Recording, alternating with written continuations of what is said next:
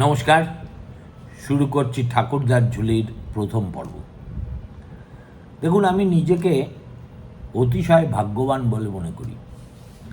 তার একটা অন্যতম কারণ, আমার মতে ভারতবর্ষে যে তিনটি ভারতীয় রাজনীতির মোড় ঘোরানো নির্বাচন হয়েছে, তার প্রত্যেকটারই আমি সাক্ষী থাকতে পেরেছি। এই তিনটি নির্বাচন হলো 1967, তারপরে 1989 এবং সবশেষে 2014 সাল। 67 নির্বাচন যখন হয় তখন আমরা ঝাড়গ্রামে থাকি, দেখেছি কিশোর বয়সে, কিন্তু কি দেখেছি তার স্মৃতি এখনও আমার মনে শুধু জাগরুক নয়, জীবন্ত আছে। 89 নির্বাচন, আমি দিল্লি থেকে কলকাতায় এসেছিলাম ট্রেনের তৃতীয় শ্রেণীর কামরায়, আমজনতার সঙ্গে ভ্রমণ করতে করতে যখন যেখানে মনে হতো নেমে পড়তাম। প্রথমে নেমেছিলাম আলিগড়ে, তারপর শেষ হয়েছিল কোথায় এখন আর মনে নেই।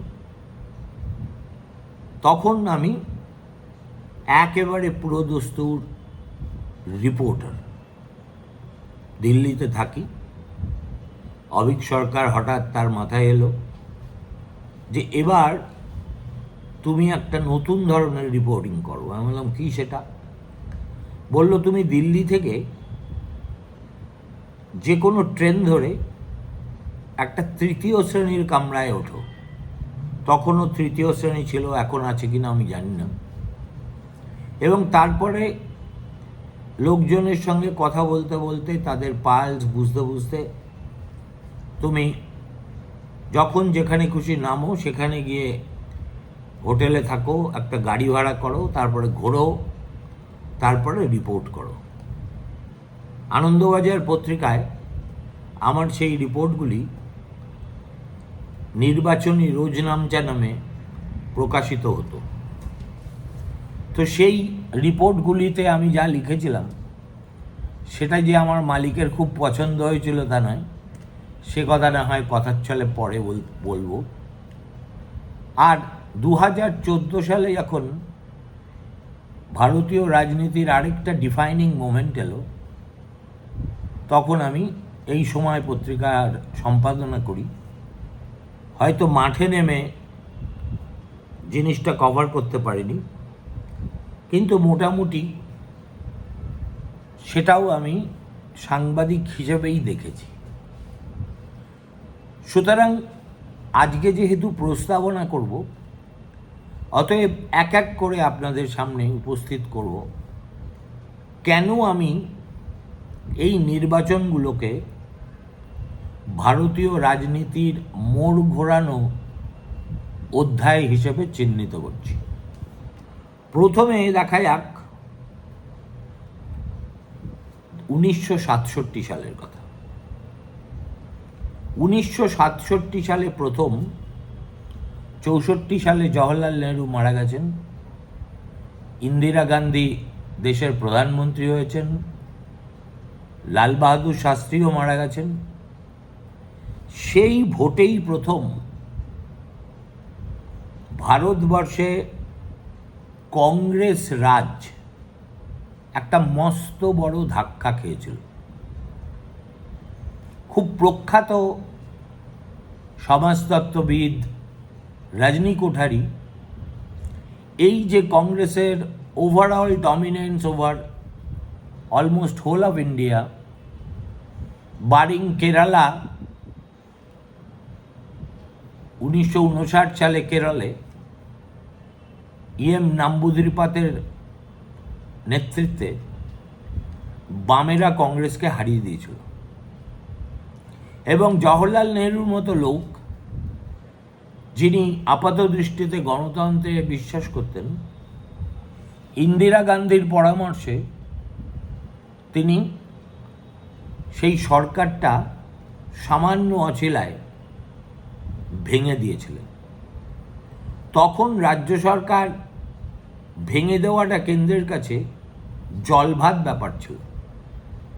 পরে ইন্দিরা গান্ধী এই ৩৫৬ ধারা যেভাবে প্রয়োগ করেছেন তার একটা চমৎকার বর্ণনা দিয়েছিলেন এন.টি. রামারাও। কেননা তিনিও ছিলেন এই হঠাৎ ভাঙা, তারপরে নির্বাচন, আবার ভাঙা ইত্যাদির সাক্ষী। তিনি একদিন হাসতে হাসতে দিল্লিতে অন্ধ্রভবনে আমাদের এক সাংবাদিক বৈঠকে বলেছিলেন যে ইন্দিরা গান্ধী যেভাবে তার নিজের শাড়ি বদল করেন একেবারে সেইভাবে তিনি রাজ্যে রাজ্যে বিরোধী সরকারকে উল্টে দেন। এই অ্যানালজিটার মতো কারেক্ট অ্যানালজি আর কিছু ছিল না। কিন্তু ৬৭ সালের আগে বিরোধী সরকার উল্টে দেওয়ার কোনো গল্পই ছিল না। তার কারণ কংগ্রেসই শাসনে ছিল সর্বত্র। ১৯৬৭ সালেই প্রথম কংগ্রেসের সেই একচেটিয়া প্রভুত্বে মস্ত বড় ধাক্কা লাগে। আমাকে যদি জিজ্ঞেস করেন আমি বলবো সেই ধাক্কার অভিঘাত ধীরে ধীরে ধীরে ধীরে বাড়তে বাড়তে বাড়তে বাড়তে আজকে কংগ্রেসের এই হাল করেছে। এখন ১৯৬৭ সালে কি চেঞ্জ হয়েছিল? একটা লোকসভা নির্বাচন হয়েছিল, কিন্তু ইন্দিরা গান্ধীর নেতৃত্বাধীন কংগ্রেস একেবারে কানের কাছ দিয়ে বেরিয়ে গেছিলেন উইথ ভেরি রিডিউসড মেজরিটি, এবং অনেকগুলো রাজ্যে, তার মধ্যে কি কি রাজ্য ছিল আমি পরে বলছি, কংগ্রেস বিধানসভা ভোটে হেরে যায়। এখানে বলে রাখা ভালো, আজকে তো নরেন্দ্র মোদী সরকার চেষ্টা করছেন সাইমালটেনিয়াস পোল করার। ভারতবর্ষে সাইমালটেনিয়াস পোলটাই ছিল দস্তুর। ১৯৫২, ৫৭, ৬২, ৬৭, তারপর থেকেই ধীরে ধীরে ধীরে ধীরে এই একটি প্রচলিত প্রথায় বদল আসতে শুরু করে। সে যাই হোক, এই যে কংগ্রেসের একদলীয় শাসনের জমানা প্রায় ২০ বছর ধরে চলেছিল, তার প্রথম সেখানে জ্যোতিচিহ্ন পড়েছিল ৬৭ নির্বাচনে। কোথায় কোথায় এসেছিল আপনাদের এই বিরোধী সরকার, এটা খুব প্রাসঙ্গিক, কেননা আজকের এই প্রস্তাবনার পরেই আমি আগামীকাল সেটাতে চলে যাব। এখন এটা এসেছিল, বিরোধীদের সরকার স্থাপিত হয়েছিল পশ্চিমবঙ্গে, পাঞ্জাবে, তামিলনাড়ুতে, বিহারে এবং উত্তরপ্রদেশে। বাকি রাজ্যগুলির কথা বাদ দিচ্ছি। বিহার এবং উত্তরপ্রদেশে কংগ্রেসের পতন মানে তার সিগনিফিক্যান্স কী, সেটা বহু বিশ্লেষক এ নিয়ে গবেষণা করেছেন, লিখেছেন, বিস্তারিত বর্ণনা করেছেন। আমি তার মধ্যে যাচ্ছি না। আরেকটা দ্বিতীয় যে জিনিসটা ৬৭ ভোটে উঠে এসেছিল, সেটা হচ্ছে কোয়ালিশনের পরীক্ষা। ইউপি বলুন, বিহার বলুন, এইসব জায়গায় যে দলটি কংগ্রেসকে ক্ষমতাচ্যুত করেছিল তার নাম ছিল সংযুক্ত বিধায়ক দল। চরণ সিং থেকে শুরু করে আরও বহু কংগ্রেস নেতা দল ছেড়ে এই দলটি গঠন করেছিলেন এটা কিন্তু এসেনশিয়ালি ছিল একটা কোয়ালিশন গভর্নমেন্ট, এবং আইডিওলজিক্যালি ডাইভার্স বহু দলের সমষ্টি। তাদের একমাত্র গ্লু, যার কারণে তারা পরস্পরের সঙ্গে জোড়া লেগেছিলেন, সেটা হলো অ্যান্টি কংগ্রেসিজম, অর্থাৎ উগ্র কংগ্রেস বিরোধিতা। ভারতবর্ষে রাজনীতিতে সেই যে উগ্র কংগ্রেস বিরোধিতার পর্ব শুরু হলো 1989 সালের নির্বাচন পর্যন্ত, সেই ধারা অব্যাহত ছিল। কিভাবে ছিল, কতটা ছিল, সেই আলোচনায় আমি একটু পরে আসছি। আর এটা হচ্ছে তাই 67-তে শুধু কংগ্রেস সিস্টেম সাংঘাতিকভাবে ধাক্কা খেয়েছিল তাই নয়, বলতে পারেন ভারতবর্ষে কোয়ালিশন রাজনীতির জন্মও হয়েছিল এই নির্বাচন। এখন এর পাশাপাশি যেটা হয়েছিল সেটা হচ্ছে আঞ্চলিক দলের উত্থান। যেমন ধরুন, তামিলনাড়ুতে দ্রাবিড় মুন্নেত্রা কাজাগাম, ডিএমকে, এখন যারা কংগ্রেসের সঙ্গে ওঠবোস করে, প্রতিটি নির্বাচনে নিজেদের মধ্যে সমঝোতা করে, সেই দল ক্ষমতায় এসেছিল। তখন ডিএমকের নেতা ছিল কে জানেন? সিএন আন্নাদুরাই। আন্নাদুরাইয়ের নেতৃত্বে একটি 16 আনা দ্রাবিড়িয়ান পার্টি তামিলনাড়ুতে কংগ্রেসকে হারিয়ে দেয়। এর অর্থ আইডেন্টিটি পলিটিক্স, যেটা এখন ভারতবর্ষে প্রায় কোভিডের মতো সংক্রামক হয়ে গেছে, তারও সূচনা হয়েছিল এই 67 নির্বাচনে। এখন এই যে 67-তে ডিএমকের চোখ ধাঁধানো সাফল্য তামিলনাড়ুতে, তার কারণ কি ছিল? তার কারণ ছিল তারা এই হিন্দুস্তান নামক যে পলিটিক্যাল ন্যারেটিভ, তা একেবারে পছন্দ করেনি। দেখুন, আজকে বিজেপি গাল খেয়ে মরছে বটে, কিন্তু হিন্দু পলিটিক্যাল ন্যারেটিভের সূতিকা ঘর কিন্তু বিজেপি কখনো ছিলই না, ছিল কংগ্রেস। আর আন্নাদুরাইয়ের উত্থান এবং কংগ্রেসকে হারিয়ে দেওয়া ছিল তারই অনিবার্য ফল। আর একথা ঠিক যে অপোজিশন বলতে আমরা একটা নানাবিধ দলের সমষ্টি বোঝাতাম। যেমন ধরুন, socialist, communist, right wing party, regional force, কংগ্রেসকে হারাতে হবে বলে সবাই একসঙ্গে জোট বেঁধে সরকার গঠন করেছিল। এমনিতে তো জনসংঘের সঙ্গে কমিউনিস্টদের কোনো একই পংক্তিতে বসার কোনো কথাই ছিল না, আরএসএসের সঙ্গে তো নয়। কিন্তু কংগ্রেস বিরোধিতা সে সময় তাদের এমন মজ্জাগত হয়ে গিয়েছিল যে একটা প্রিন্সিপালের উপর তারা কোয়ালিশনটা গড়েছিলেন, তার নাম হলো enemy's enemy is my friend. আর এই যে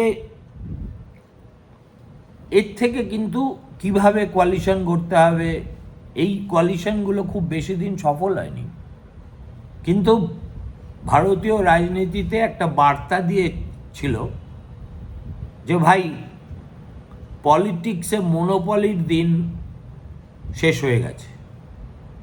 আর যদি কংগ্রেসকে হারাতে হয় তাহলে কংগ্রেস বিরোধী যত ভোট আছে সেগুলোকে সব এক বাক্সে নিয়ে আসতে হবে অন্যথায় কংগ্রেসকে হারানো যাবে না। আপনাদের অনেকের স্মরণে আছে, এর ঠিক 2 বছর পরেই কংগ্রেসে ভাঙন ধরেছিল। ভাঙন ধরেছিল বলার চাইতে ভালো বলা, ইন্দিরা গান্ধী দলটাকে ভেঙে দিয়েছিলেন এবং তার লড়াই ছিল দলের ভিতরে কামরাজ, নিজলিঙ্গাপ্পা, অতুল্য ঘোষের নেতৃত্বাধীন সিন্ডিকেটের বিরুদ্ধে। আসলে কামরাজ যখন লাল বাহাদুর শাস্ত্রীর মৃত্যুর পরে ইন্দিরাকে প্রধানমন্ত্রীর পদে বসালেন, কেননা তখন তিনিই ছিলেন কংগ্রেস রাজনীতির একেবারে সর্বময় কর্তা। তখন তিনি পরিহাস ছলে বলেছিলেন যে ইন্দিরা গান্ধী কে? ইন্দিরা গান্ধী তো একটা নঙ্গি গুড়িয়া, অর্থাৎ পুচকে মেয়ে, তাকে নিয়ে কোনো সমস্যা হবে না, আমরা যা বলবো তো নতমস্তকে সেটাই মেনে নেবে। ইন্দিরা গান্ধীকে চিনতে কামরাজ, নিজলিঙ্গাপ্পারা এত বড় ভুল করেছিলেন, এত বছর পরে এখন ভাবলে সত্যিই অবাক হতে হয়। ইন্দিরা গান্ধী কামরাজের দয়ায় দলের সভাপতিও হয়েছিলেন এবং দেশের প্রধানমন্ত্রী হয়েছিলেন,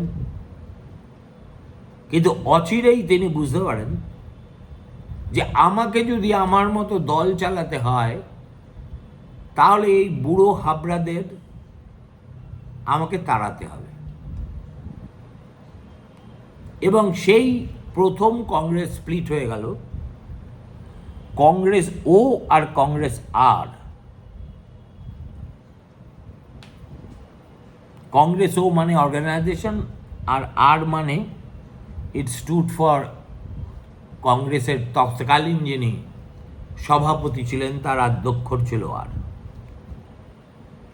এখন 67 পর্যন্ত কংগ্রেস যে এইভাবে গোটা ভারতবর্ষে একাধিপত্য কায়েম করতে পেরেছিল তার মূল কারণ ছিল স্বাধীনতা উত্তর ভারত কংগ্রেসকেই এই আন্দোলনের একমাত্র যোগ্য উত্তরসূরি বলে মনে করত এবং সেই আন্দোলনে কংগ্রেসের ঐতিহাসিক ভূমিকা তাদের ডিভিডেন্ড দিয়েছিল টানা 20টি বছর। আর কিন্তু তারপর থেকেই মানুষের যেরকম নেচার,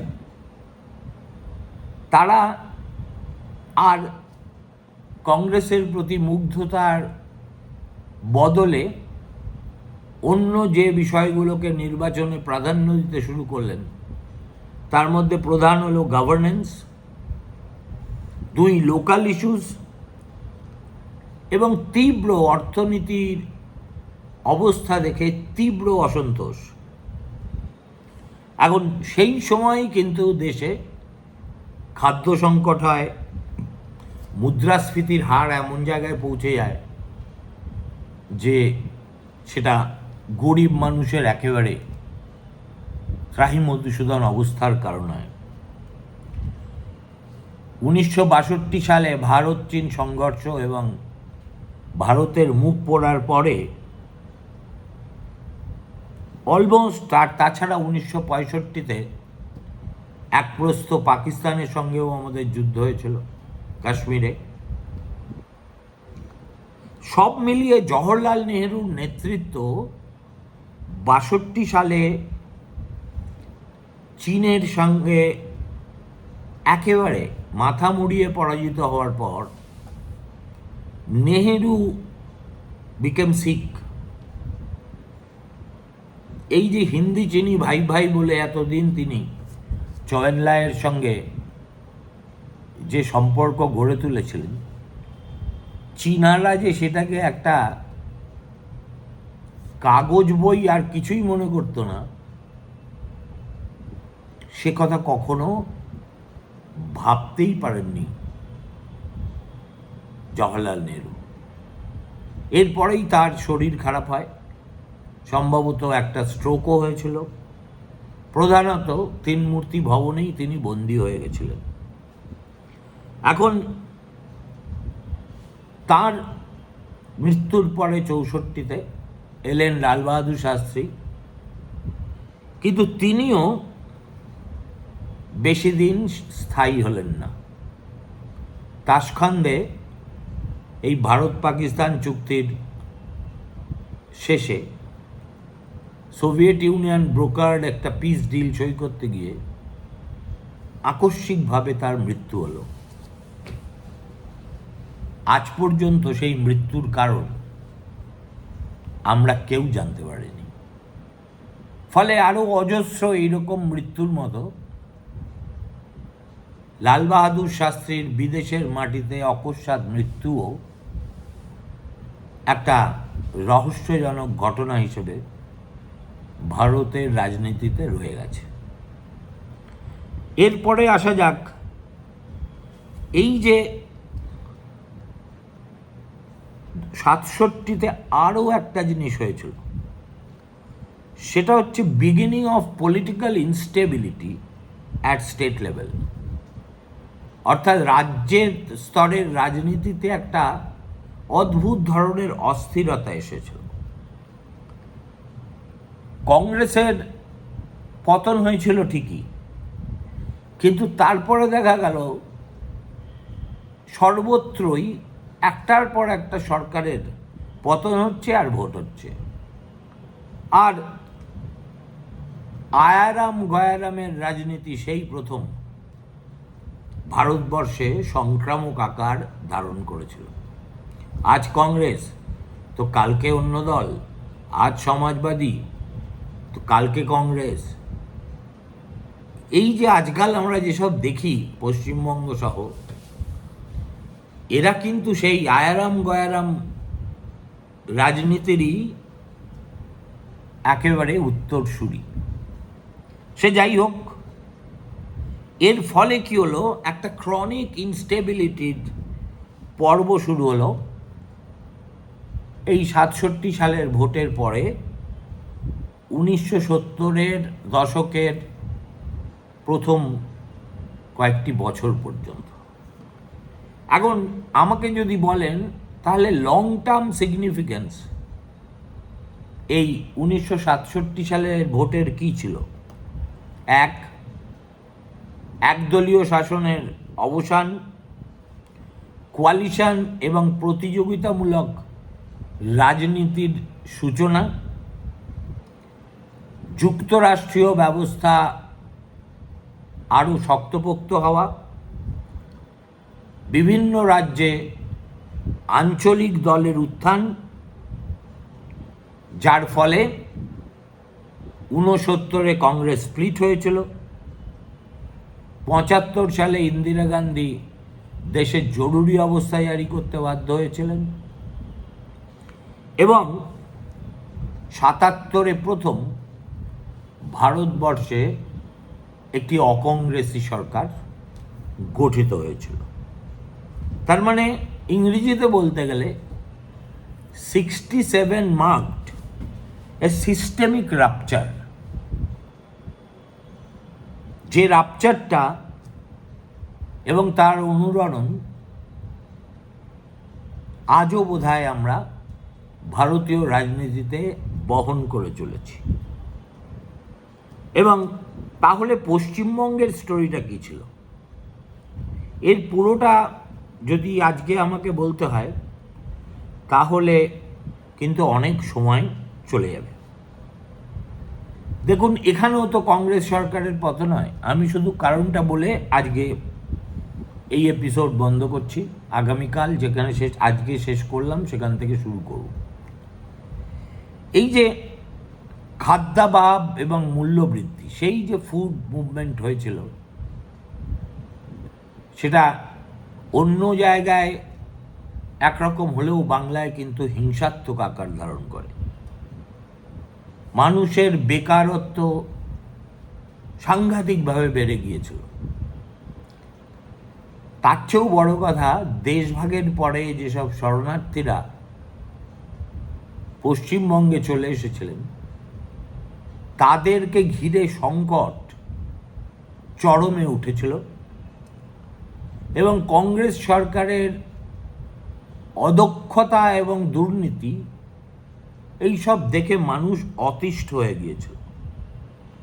ফলে 67 সালের নির্বাচনে যেটা হলো তাকে বলতেই পারি অসন্তোষের গণবিস্ফোরণ। আগামীকাল ঠিক এখান থেকেই শুরু করব ঠাকুরদার ঝুলি। যদি আমার এই আখ্যান আপনাদের পছন্দ হয় একমাত্র তাহলেই। ভালো থাকবেন, নমস্কার, শুভরাত্রি।